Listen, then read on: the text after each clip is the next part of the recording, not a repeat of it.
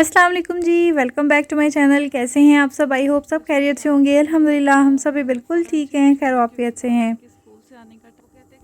आज मैं आपके साथ शेयर करूंगी अपनी फुल डे रूटीन, सहरी से इफ्तार तक किस तरह से हमारा दिन गुजरता है। स्पेशली ज़ावियर के स्कूल जाने के बाद मेरा दिन कैसा गुजरता है। ज़ावियर के स्कूल एडमिशन के बाद मेरा जो है पहला रमज़ान है ये, और काफ़ी मुश्किल हुई है शुरू शुरू में, क्योंकि मुझे जब हम होता है ना कि सहरी के बाद जब आपको नींद आती है तो बहुत ज़्यादा आती है, उठने का बिल्कुल दिल नहीं चाहता, आंखें बंद होती थी मेरी। और स्कूल के लिए ज़ावियर को रेडी करना, उसका लंच बनाना, मुझे नहीं पता, मैं आंखें बंद के साथ पाँव घसीटते हुए किचन में जाती थी, लेकिन थोड़ी देर बाद मेरी आंखें खुल जाती थी। तो बस जी इसी तरह से पूरा रमज़ान गुजर गया है। अल्लाह का शुक्र है बहुत अच्छा गुजरा। स्टार्टिंग में मुश्किल हुई है मुझे, बट आहिस्ता आहिस्ता बंदा यूज़ टू हो जाता है। एक चीज़ जब एक काम कर रहा होता है ना, तो वो फिर आदी हो जाता है। सबसे मुश्किल टास्क जो मुझे लगता था, मामू को डिस्टर्ब करना लगता था। ज़ाहिर है डिस्टर्ब करने वाली बात होती है कि इंसान गहरी नींद में सो रहा हो, तो मैं कभी भी नहीं उठाती थी। एक दो दफ़ा तो मैंने स्कूल से छुट्टी भी करा दी थी इसी वजह से कि मामू सो रहे होते हैं गहरी नींद, तो अच्छा नहीं लगता था मुझे उठाना। लेकिन ज़ावियर का ये है कि वो रेडी होकर खुद ही अपने दादा के पास चला जाता है, और उनके मोबाइल पे मैंने अलार्म ज़रूर लगा दिया था कि मुझे उठाना ना पड़े, अलार्म की बेल से वो खुद ही उठ जाएँ। तो खैर ठीक है, यहाँ पे 7:15 बजे का टाइम है। ज़ावियर को सबसे पहले जो है ना मैं फ़ीडर देती हूँ, फिर ही उसकी आंखें खुलती हैं, अदरवाइज़ वो चिड़चिड़ करता रहता है। और इस टाइम पे हमारे यहाँ पे लाइट नहीं होती है, 7:15 से 8:15 बजे तक लाइट जाती है।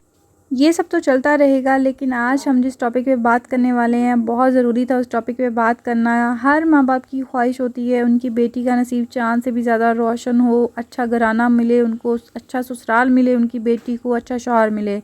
हर माँ बाप अपनी तौर पे कोशिश करता है अच्छे से अच्छा अपनी औलाद को देने का, बेस्ट से बेस्ट देने की, चाहे अमीर हो या चाहे गरीब हो। तो आज मैं आपके साथ एक ऐसा वाक़या शेयर करूंगी कि अगर आप भी ऐसे अमल करते हैं तो यकीन करें आप अपनी बहन को दुआएं देंगे। हो सकता है आपको ये पता हो, लेकिन अगर नहीं पता तो अब आपको पता चल जाएगा।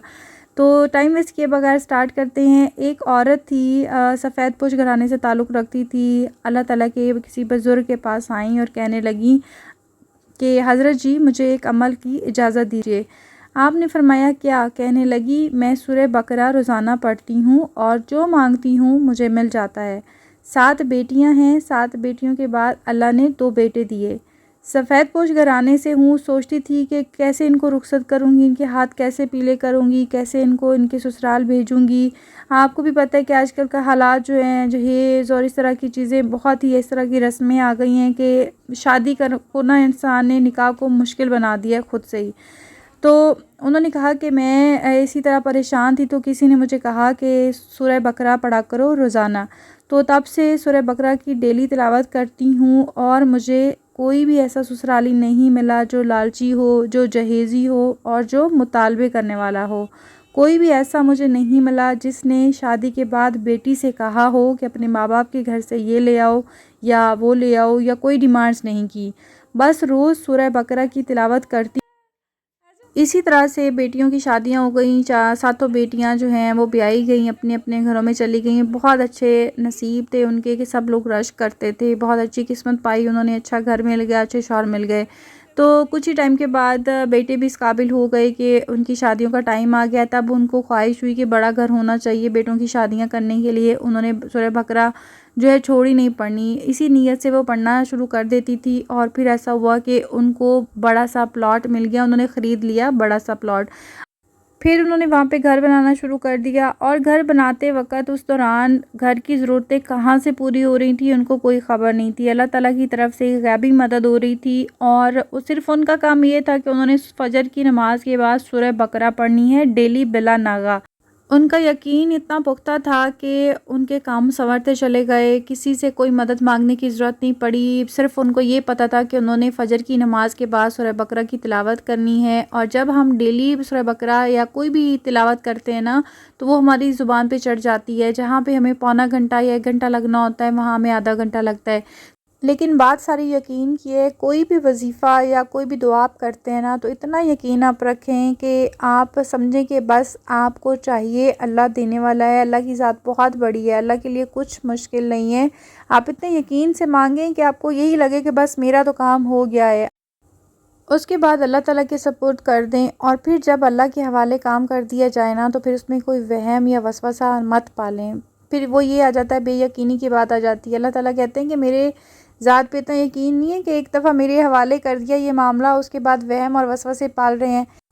सूरह बकरा की डेली तिलावत से आपके ऐसे ऐसे काम बिगड़े सवर जाएंगे कि आप खुद हैरान होंगे, और ऐसी मदद आएगी अल्लाह ताला की, आपको खुद नहीं पता होगा कि ये कैसे हो गया और कब हो गया, कहाँ से हुआ, किसने मदद की।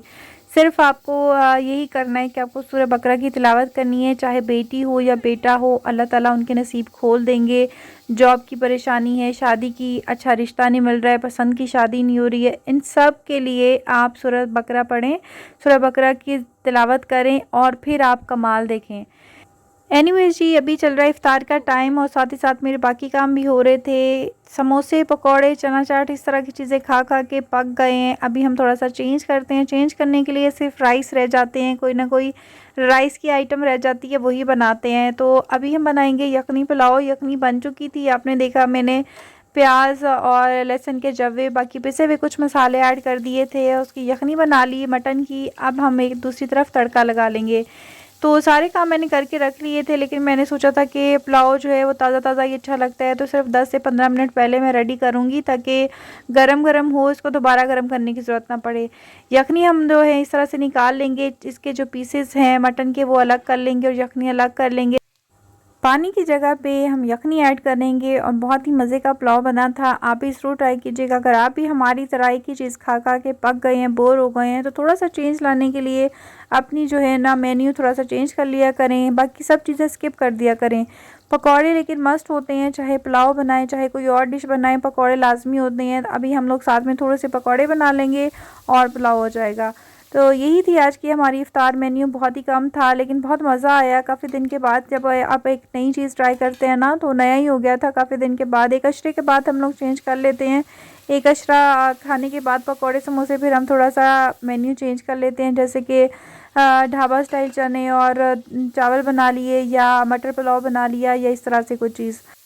मैं और अम्मी दोनों मिलके बनाती हैं इफ़्तार और सहरी। सहरी में पराठे अम्मी बनाती हैं, चाय मैं बना लेती हूँ, कभी कभार टेबल अम्मी लगा लेती हैं, कभी मैं लगा लेती हूँ। इसी तरह से हम अपने जो है मिलजुल के काम करते हैं।